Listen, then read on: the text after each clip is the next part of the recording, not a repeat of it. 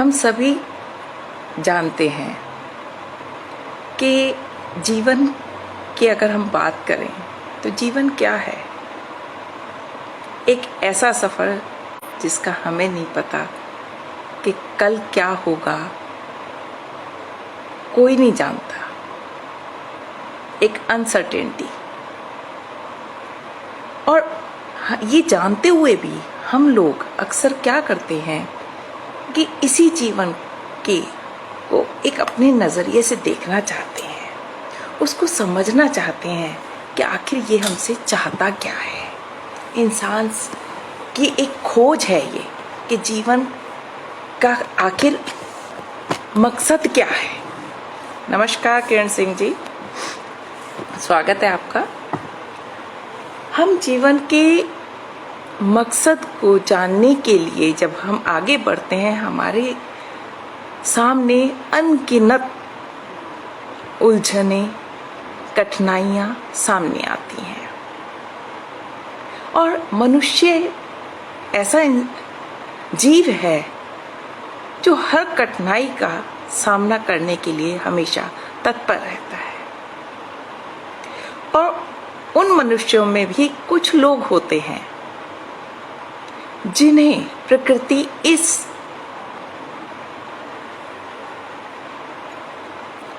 अपने एक गुण से नवाजती है, जो उनके हाथ में कलम पकड़ा देती है। नमस्कार वंदना जी, आपका स्वागत है। नमस्कार अजय शर्मा जी, आपका स्वागत है। अब प्रकृति से जब आपको कोई उपहार मिलता है तो उसका सदुपयोग होना चाहिए। हर कोई अपने अपने जीवन को भी परिभाषित करता है और दूसरों के जीवन को भी परिभाषित करता है। ऐसे में जब कोई साथी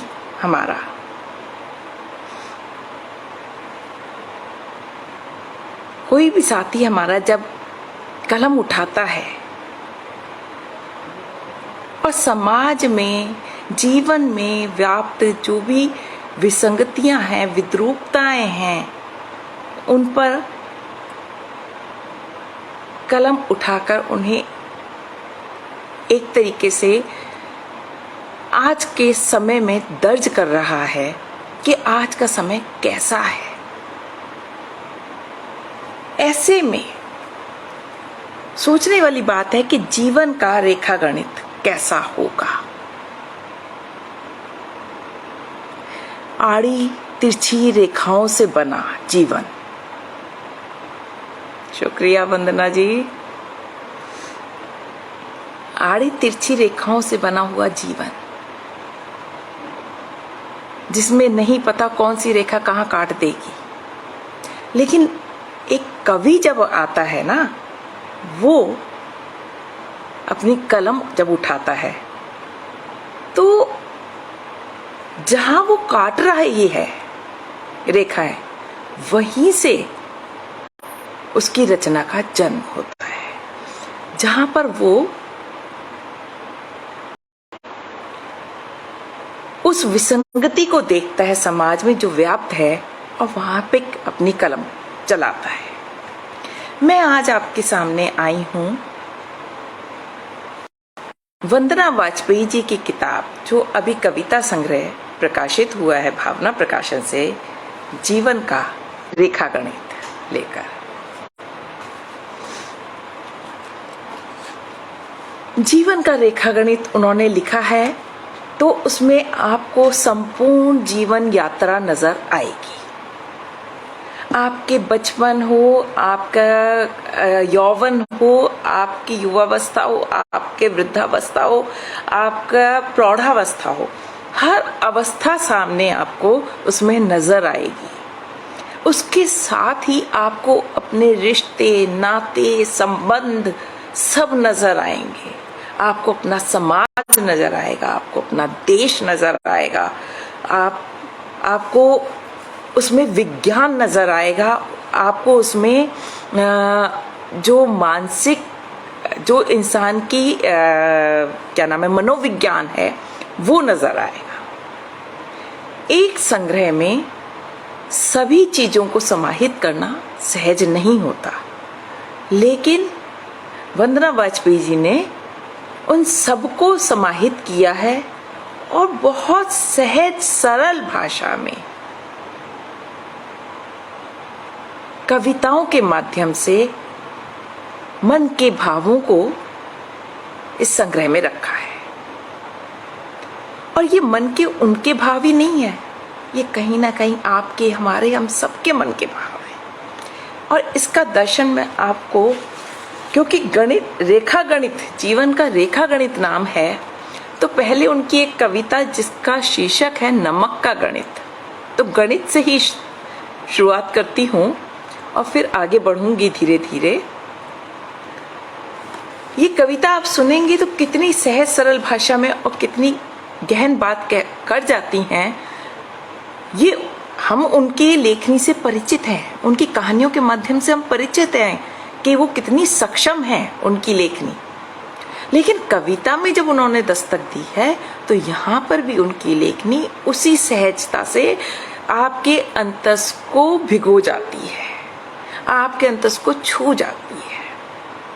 देखिए, सुबह सवेरे, देखिए मेरी आवाज खराब हो रही है, लेकिन मैंने ये कल उठाया रात को सोने से पहले और आधी किताब रात ही पढ़ ली थी और आधी सुबह सुबह पढ़ने के बाद अब थोड़ा समय मिला है तो मैं आ गई हूँ। तो मेरी आवाज़ खराब हुई हुई है, तो उसके ऊपर ध्यान ना दे के आप कविताओं पे और उसके भाव पर ध्यान दीजिएगा, क्योंकि मेरा भी पता नहीं कि कब कहाँ क्या हो जाए। सेहत ऐसी चल रही है तो रह जाएगी किताब, तो मुझे लगा इस किताब से के बारे में बातचीत कर लेनी चाहिए और पाठकों तक किताब पहुंचनी चाहिए। सुबह सवेरे जब उसने उछाल दी थी दाल की कटोरी हवा में, ये कहते हुए कि तुम्हें आज तक खाना बनाना नहीं आया, फिर नमक ज्यादा, तब बैग ले ऑफिस की ओर भागते समय कहाँ देखा था उसने कि उसकी आंखों से बह रहा है कितना नमक। घर के हजार कामों के बीच दीवार पर पड़े इन अतिरिक्त नमक के धब्बों को साफ करने में बहाया था उसने कितना नमक।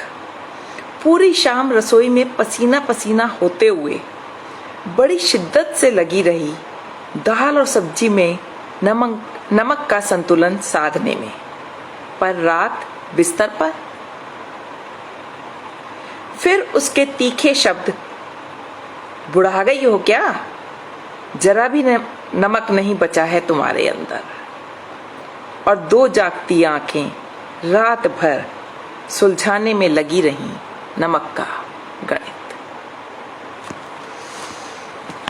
अब आप इस कविता से उनकी लेखनी की गहराई जान सकते हैं। नमक के कितने रूप हैं जो उन्होंने एक कविता में प्रस्तुत कर दी है। नमक खाने वाला ही नमक नहीं है, जो आंखों से बह रहा है वो भी नमक है, जो पसीने के रूप में बह रहा है वो भी नमक है, और जो उसका पति जिस रूप में ले रहा है वो भी एक नमक है। और अंत में वो जो एक स्त्री होती है, वो जब सोचती है तो वो विश्लेषण करने में अपनी सारी जिंदगी खपा देती है, लेकिन जान नहीं पाती आखिर पुरुष चाहता क्या है। इनकी कविताओं की खासियत मैंने आपको बताई। एक कविता है रोटी, जिसके माध्यम से वो आपको ये बता रही हैं कि जैसे कुत्ता है, गिलहरी है, चिड़िया है, ये सब जानते हैं अपनी भूख के बारे में। पेट भरा और ये आगे बढ़ जाते हैं, फिर चाहे वहां पे कितना सामान पड़ा हो उसको हाथ नहीं लगाते। इन्हें अपनी भूख का पता है, जिसके बारे में वो लिखते हैं, चल रहा है पूरा इकोसिस्टम जिनके दम पर, सीखा है उन्होंने बस इतना ही, भूख से ज्यादा खाना नहीं है। लेकिन यहाँ सोचने वाली कहाँ पे यहाँ मार वो किस तरफ कर रही हैं, ये समझने वाली जरूरत है। वो मार कर रही है हमें, मनुष्य को, कि तुम्हारी भूख, तुम्हारी कितनी बड़ी भूख है, कितना बड़ा पेट है तुम्हारा, कि तुम्हारी कभी भूख मिटती ही नहीं, वो चाहे किसी भी रूप में हो। खाली खाने की भूख ही नहीं है, 100 तरीके की भूख है इंसान की, उसकी लालच की कोई इंतहा नहीं है, उसके धन के लिए, उसके आप छोटी से छोटी चीज देखिए कि उसको कपड़े बहुत चाहिए, उसको जूते चप्पल बहुत चाहिए, उसको खाने की सामग्री बहुत चाहिए, उसका धन की तो कोई आती नहीं है, उसको मकान बहुत चाहिए। अरे कोई एक कहीं पे इंसान में कोई, वो तो एक सीमा होनी चाहिए, लेकिन इंसान की कोई सीमा नहीं है। मानो ये कविता हमें यही संदेश दे रही है। इसका उदाहरण मैं आपको, अभी हम कोरोना काल से हम लोग गुजरे, हमने देखा था एक बार अफवाह उड़ गई कि नमक खत्म हो रहा है। लोगों ने 6-6 महीने का राशन भर के रख लिया, नमक भर के रख लिया, कि औरों की परवाह नहीं है उन्हें, औरों की परवाह नहीं है, और लोग मरो जियो, मेरा पेट भरना चाहिए। मैं से ऊपर नहीं उठ रहा इंसान, लेकिन एक जो हमारी प्रकृति है, प्रकृति के जो जीव हैं वो जानते हैं कि अगर इस धरती को बचाना है तो उसके लिए हमें अपने हिस्से तक ही अपने आप को सीमित रखना है, हमें औरों के लिए भी छोड़ना है, लेकिन हम छोड़ना नहीं जानते, हमारी भूख कभी नहीं मिटती है। इसी तरीके से उनकी एक कविता आती है कि कैकई का पश्चाताप, जहां पर वो बात कर रही हैं रिश्तों के बारे में कि हम कैसे हमारे रिश्ते हो गए हैं। हम कहते हैं राम को या उनको मर्यादा की बात करते हैं, लेकिन समझने वाली बात है, या कई बार लोग कहते हैं कि कैकई ने पश्चाताप किया। कैकई ने पश्चाताप नहीं किया था, वंदना जी बता रही हैं कैकई ने पश्चाताप नहीं किया, उस पर आरोपित पश्चाताप था। आरोपित कैसे था? क्योंकि भरत ने उनका त्याग किया था, तब उन्हें अपनी गलती का एहसास भी हुआ या नहीं हुआ हम नहीं जानते। तब उन्हें लगा कि अगर अब मैंने पश्चाताप नहीं किया, या मैंने उस तरीके का, उसको उन्होंने, हो सकता है उसने ढोंग ही किया हो पश्चाताप का, क्या कह सकते हैं हम इस चीज को। लेकिन जो कैकई ने उस टाइम पर किया, तो वो किस कारण? भरत के कारण किया, कि बेटा अब बिल्कुल ही हाथ से छूट जाएगा, चला जाएगा, मेरा अभी मुख नहीं देखता, आगे तो पता नहीं वो क्या करेगा। तो यहाँ पर जो है ना, एक तरीके से उन्होंने एक नया दृष्टिकोण दिया है। अजय जी, मुझे खांसी और गले में थोड़ी प्रॉब्लम हुई हुई है, इसलिए आवाज़ बैठी हुई है। मैंने पहले इसलिए बताया कि मेरी आवाज़ इस वक्त ख़राब हुई हुई है, लेकिन किताब ने कहा कि मुझ पर बात कर, अभी के अभी कर, फिर रह जाएगी, तो मैंने सोचा मैं आ ही जाती हूँ। तो उन्होंने अंत में कहती हैं, भले ही राम के आलोक में भरत कभी नहीं रहे आदर्श पुत्र। देखिए कितनी बड़ी बात 2 पंक्तियों में कह दी, कि अगर राम और भरत की तुलना करें तो राम को तो दिखा दिया कि वो आदर्शवादी पुत्र थे, पिता के एक वचन के लिए उन्होंने गृह त्याग कर दिया। लेकिन यहाँ वहीं पर देखिए कि भरत को बिल्कुल विपरीत रूप में प्रस्तुत किया गया। वहां कोई आदर्श की स्थापना नहीं की है भरत ने। भरत ने जैसा समय था उसके हिसाब से वो चले, और जो उचित निर्णय उन्हें लगा कि अगर हमें समाज को सुधारना है, समाज में एक संदेश देना है, तो उसके लिए हमें ही आगे बढ़ के एक कदम बढ़ाना पड़ेगा, हमें ही नए आदर्शों की स्थापना करनी पड़ेगी। इस कविता के माध्यम से मानो वंदना जी यही हम सबको कह रही हैं, क्योंकि पश्चाताप अगर है भी तो उसके लिए आपको कहीं ना कहीं ऐसे कदम उठाने पड़ेंगे जिससे समाज में अच्छे संदेश जाए। एक कविता की ऐसी है, आप ये देखिए, सबको लेके चली हैं वो, उन्होंने किसी को छोड़ा नहीं। आज वो कहती हैं, शीर्षक है कूड़े की संस्कृति। अब कूड़े की संस्कृति क्या कह रही है कि आज किसे हम कूड़ा मानते हैं, जो कूड़ा है वो तो हम जानते हैं, लेकिन जो भ्रूण, अवांछित भ्रूण है उनका, या जो बच्चे अवांछित बच्चे हैं जो हमारी समाज की गलतियों से पैदा हुए और उनको उन्होंने कूड़े के ढेर पर छोड़ दिए। आप जानते हैं किन की बात हो रही है। उनका जीवन क्या है? कुछ भी नहीं, उनको हमने कूड़ा मान लिया और कूड़े पर छोड़ दिया, इस तरीके से जैसे वो कूड़े की ही संतान हो। लेकिन इस कविता में जो उन्होंने एक चीज, इनकी कविताओं की खासियत जो मैंने देखी, जो मैं आपको बताना चाहूंगी कि इनकी कविताओं की सबसे बड़ी खासियत ये है कि एक इस तरीके से इन्होंने, एक तो पहले सबसे बड़ी बात है सहजता से, सरलता से बात कह रही हैं, आपको पता नहीं चल रहा, लेकिन ये मारक मार कर रही हैं इस तरीके से कि कहते हैं ना दुशाले में लपेट के किसी को जूता मारा जाता है, उसी तरीके से मार कर रही हैं। और इनकी कविताओं का स्वर कहीं ना कहीं व्यंग्यात्मक है, जो मुझे नजर आया है। ये समाज पर व्यंग है, हम सब पर व्यंग कर रही हैं, लेकिन इतने प्यार से कर रही हैं कि लगेगा ही नहीं कि ये व्यंग मार रही है, कर रही हैं। तो ये कूड़े की संस्कृति कविता भी उसी चाल पर चल रही है। कौन दोषी है कौन नहीं है, किसी को, समाज को कोई फर्क नहीं पड़ता। हम लोग, अगर कोई बच्ची है जिसको छोड़ दिया गया है कूड़े के ढेर पर, तो कूड़े में ही वो पलती हैं, झुग्गी झोपड़ियों में वो रहते हैं, और उसके बाद उनका क्या होता है, क्या कभी हमने सोचा?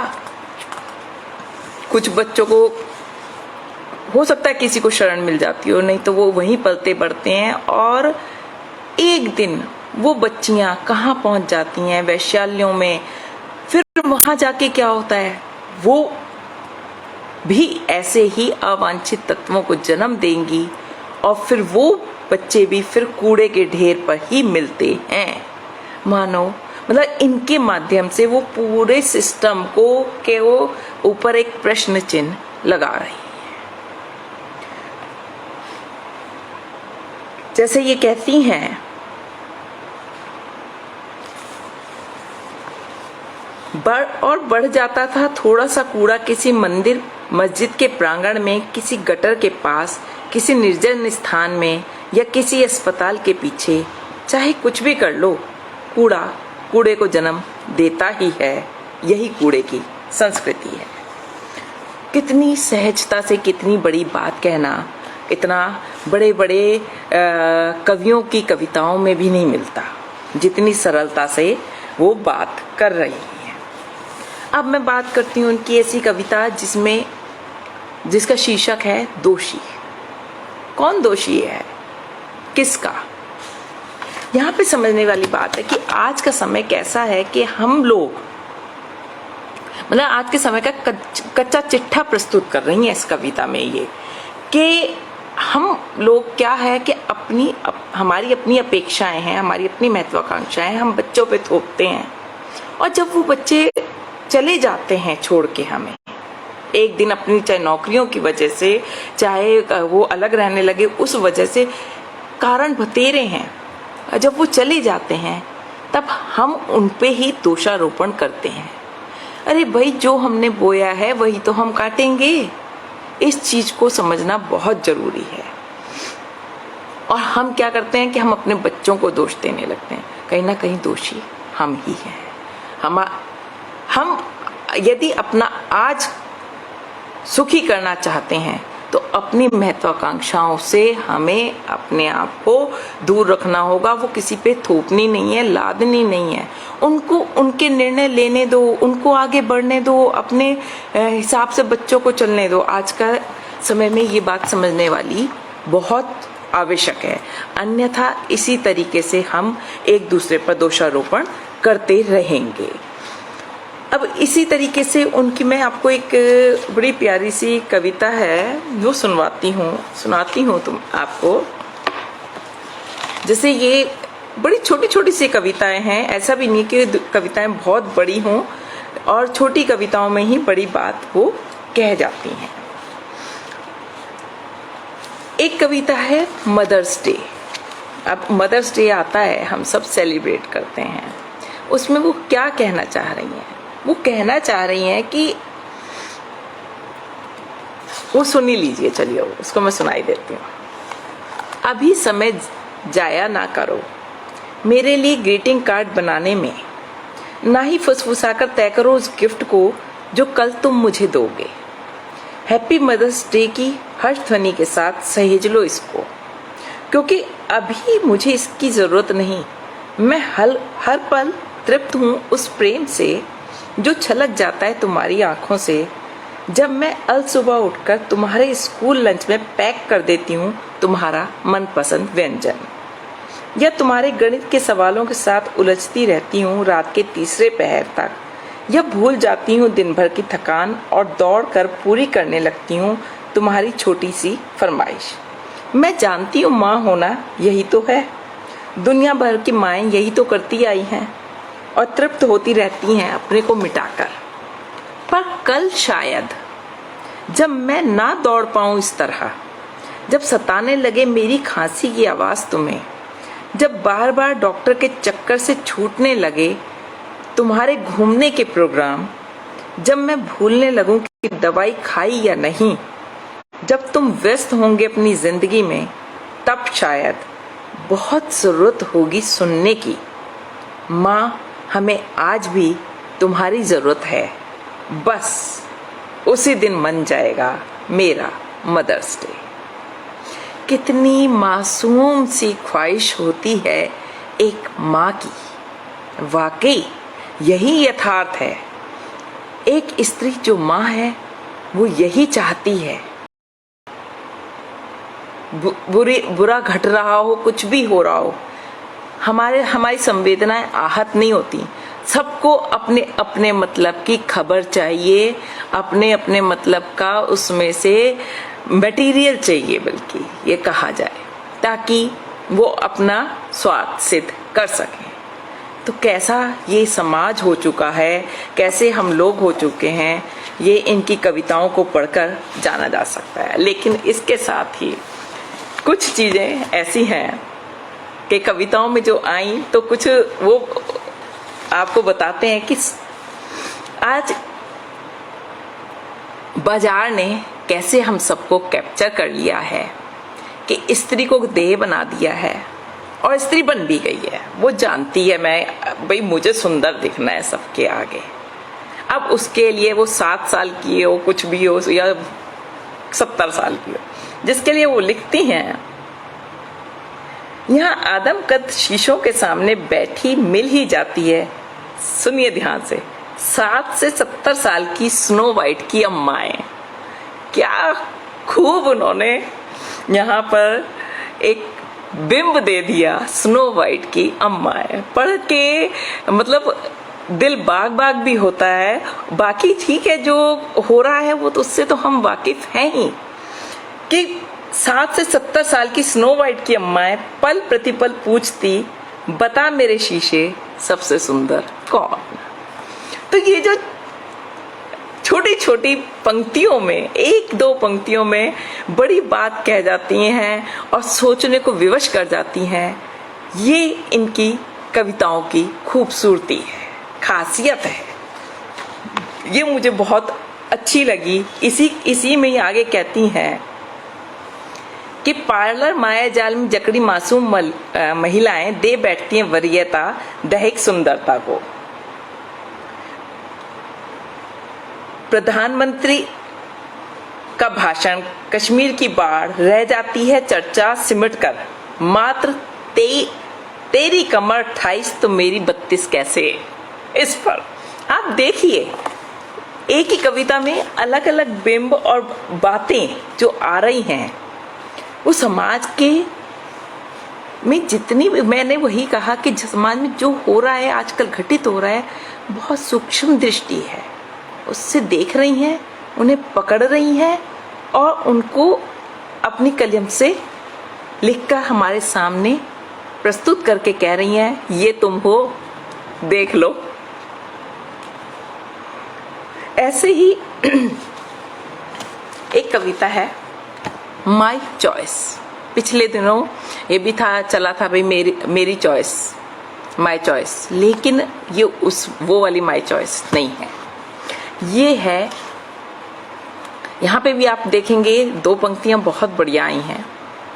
अब दरवाजे के बाहर खाट डालकर बैठी बुजुर्ग औरतें गर्भवती बहू को देखकर नहीं लगाती हैं अनुमान कौन सा पैर पहले उठा, दायां या बायां। नहीं पूछती हैं प्रश्न खाने में क्या अच्छा लगता है, मीठा या नमकीन। सीधे सुनाया जाता है फरमान अस्पताल जाने का कि पहले हो ही जाए दूध का दूध और पानी का पानी। मुस्कुराती बहुएं मानती हैं आदेश 100% कि जन्म से पहले ही क्यों न तय कर लिया जाए किसे लेना है। ममता के घेरे में मातृत्व हो गया है आरक्षित खास लिंग के लिए। पंक्ति देखिए, मातृत्व हो गया है आरक्षित खास लिंग के लिए। क्या कहा जाए इसे, वरदान, विज्ञान का वरदान, ममता का चयन, 2 पीढ़ियों की एकता, या वो जो आजकल कहा जा रहा है माय चॉइस। आप इसी से अंदाजा लगा दीजिए कि कितनी गहनता से वो समाज के एक एक पर्दे को खोल रही है। कि आप कहीं भी किसी भी पर्दे में जाके बैठ जाइए, मेरी दृष्टि उसे पकड़ ही लेगी, और यही उनकी कविताएं कर रही हैं। मैं यदि चाहूं तो इनकी पता नहीं कितनी कविताओं पे सब कुछ बोलती रह जाऊंगी। मुझे इनकी कविताएं बहुत बहुत अच्छी लगी। ऐसे अपने पर्यावरण के प्रति संवेदनशील नहीं हैं हम लोग, जरा भी नहीं है। और एक दिन कैसा आएगा उसका दर्शन ये कविता कराती है। कैसे? देखो छत की मुंडेर पर गौरैया है, क्योंकि तुम्हारी पीढ़ी पढ़ती है। देखिए 2 पंक्तियों में बड़ी गहरी बात कह गई। तुम्हारी पीढ़ी पढ़ती है पर्यावरण संरक्षण को, और हमारी उसे जीती रही है। इसके बाद कहने को कुछ जरूरत नहीं है।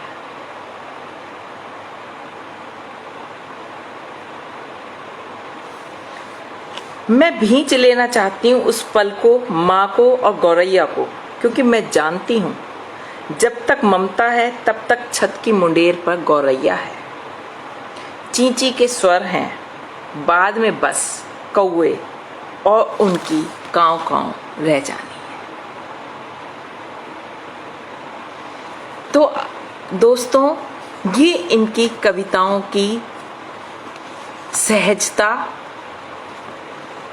हमें, आपको, सबको अपनी ओर आकर्षित कर रही है।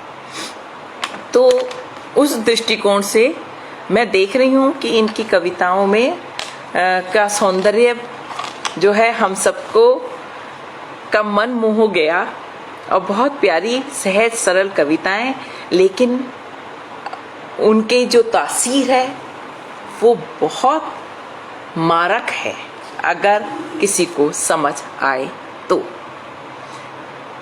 वंदना जी, आपको इस कविता संग्रह के लिए बहुत बहुत बधाई, बहुत शुभकामनाएं। आप इसी तरीके से कविताएं लिखते रहिए और